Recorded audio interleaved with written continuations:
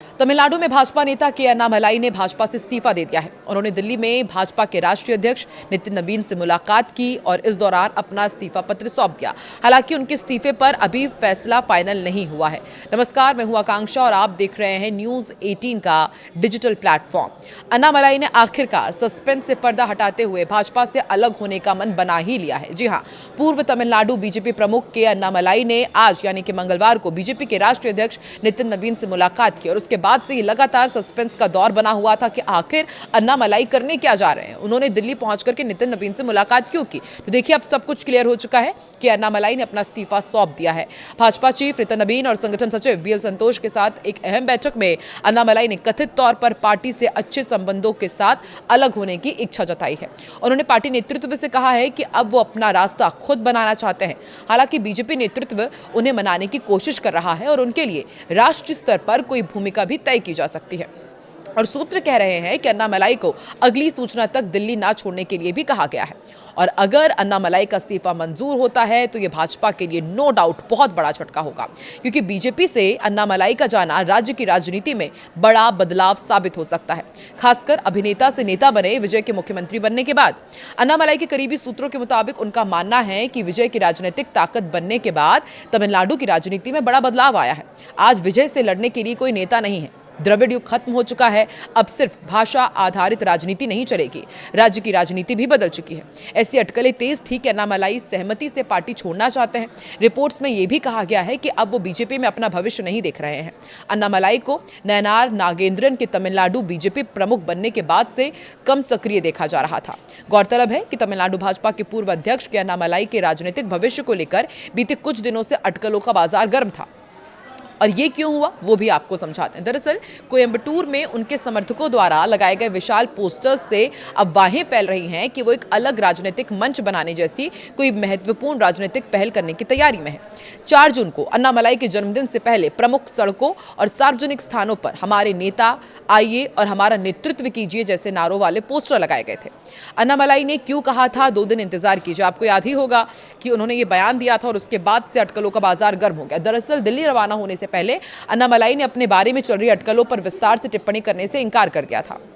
पत्रकारों से उन्होंने संक्षिप्त बातचीत की थी और कहा था कि थोड़ा प्रतीक्षा कीजिए, हम 2 दिन में बैठकर बात करेंगे। इस टिप्पणी ने संभावित घोषणा को लेकर उत्सुकता को और बढ़ा दिया। अब आपको बताते हैं कि के अन्नामलाई हैं कौन और आखिर वो इतने आकर्षण का केंद्र क्यों बने हुए। दरअसल भारतीय पुलिस सेवा के पूर्व अधिकारी अन्नामलाई साल 2020 में भाजपा में शामिल हुए और तेजी से तमिलनाडु में पार्टी के सबसे बड़े प्रमुख नेताओं में से एक बन गए।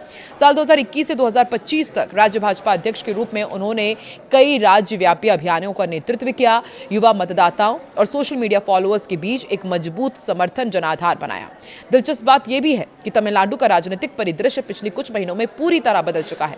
अभिनेता से नेता बने सी विजय की पार्टी तमिलगा वेत्री कड़गम ने अपने पहले ही विधानसभा चुनाव में 108 सीट जीतकर डीएमके और एआईएडीएमके के दशकों पुराने राजनीतिक समीकरण को हिला दिया। इस बदलाव ने विपक्षी राजनीति को पूरी तरह से हिला दिया, विपक्षी राजनीति का पूरा नक्शा बदल दिया है। ऐसे माहौल में कि अन्नामलाई के सामने चुनौती भी है और अवसर भी। चुनौती इसलिए कि उनकी बनाई राजनीतिक जमीन पर अब विजय की पार्टी भी दावा कर रही है, और अवसर इसलिए कि तमिलनाडु में पहली बार ऐसा राजनीतिक शून्य दिखाई दे रहा है जहां नए चेहरे और नए प्रयोगों के लिए जगह बन रही है। यही वजह है कि चुनावी हार के बावजूद अन्नामलाई को हल्के में नहीं लिया जा रहा है और सूत्रों का दावा है कि अन्नामलाई एक नए जन आंदोलन आधारित संगठन की रूपरेखा तैयार कर रहे हैं। इस संगठन का संभावित नाम मक्कल शक्ति इयक्कम यानी कि पीपल्स पावर मूवमेंट बताया जा रहा है और माना जा रहा है कि इसका मकसद पारंपरिक पार्टी ढांचे से हटकर सीधे जनता और स्वयंसेवकों तक पहुंच बनाना है। अन्नामलाई ने अब तक कोई चुनाव नहीं जीता है। साल 2021 में करूर जिले की अरावाकुरिची सीट से वो विधानसभा चुनाव हार गए थे। इसके बाद 2024 में कोयंबटूर लोकसभा सीट से भी उन्हें हार का सामना करना पड़ा। इसके बावजूद उनकी लोकप्रियता और राजनीतिक प्रभाव में कोई कमी नहीं आई। राजनीतिक विश्लेषकों का भी मानना है कि अन्नामलाई की ताकत चुनावी आंकड़ों से ज्यादा उनकी व्यक्तिगत छवि में छिपी है। वो लगातार जनसभाओं, यात्राओं और आक्रामक राजनीति अभियान के जरिए चर्चा में बने रहते हैं। अन्नामलाई की राजनीतिक भाषा उन्हें अन्य नेताओं से अलग बनाती है। वो अक्सर भ्रष्टाचार, सुशासन, विकास और तमिल पहचान जैसे मुद्दों को केंद्र में रखते हैं। उनका प्रयास भाजपा को एक विशुद्ध तमिल राजनीतिक संदर्भ में प्रस्तुत करने का रहा। शहरी, शिक्षित और पहली बार वोट देने वालों युवाओं के बीच ये शैली कुछ हद तक काफी लोकप्रिय भी हुई। यही कारण है कि चुनावी हार के बावजूद उनकी राजनीतिक प्रासंगिकता बनी हुई है। भविष्य की राजनीति में अब उनकी भूमिका क्या होगी, सबसे बड़ा सवाल इस वक्त यही है। अन्नामलाई के पास समय और राजनीतिक ऊर्जा दोनों है। तमिलनाडु में डीएमके, एआईएडीएमके और अब टीवीके के बीच नई राजनीतिक कंपटीशन शुरू हो चुका है। ऐसे में अगर कोई नया जन आंदोलन शुरू करते हैं तो वो भविष्य में एक महत्वपूर्ण राजनीतिक खिलाड़ी बन सकते हैं। फिलहाल सबसे बड़ा सवाल यही है कि क्या वो अपनी लोकप्रियता को चुनावी जीत में बदल पाएंगे, क्या वो एक नई पार्टी बनाएंगे या फिर भाजपा का दामन छोड़ करके अब कुछ नया ही कमाल करने वाले हैं के अन्नामलाई। आपको क्या लगता है? और एक और ये बड़ा सवाल कि क्या भाजपा उनका इस्तीफा एक्सेप्ट करेगी या फिर दिल्ली की अब केंद्र सरकार में उनकी कुछ एक अलग भूमिका देखने को मिल सकती है? कमेंट सेक्शन पर अपनी प्रतिक्रिया जरूर दें।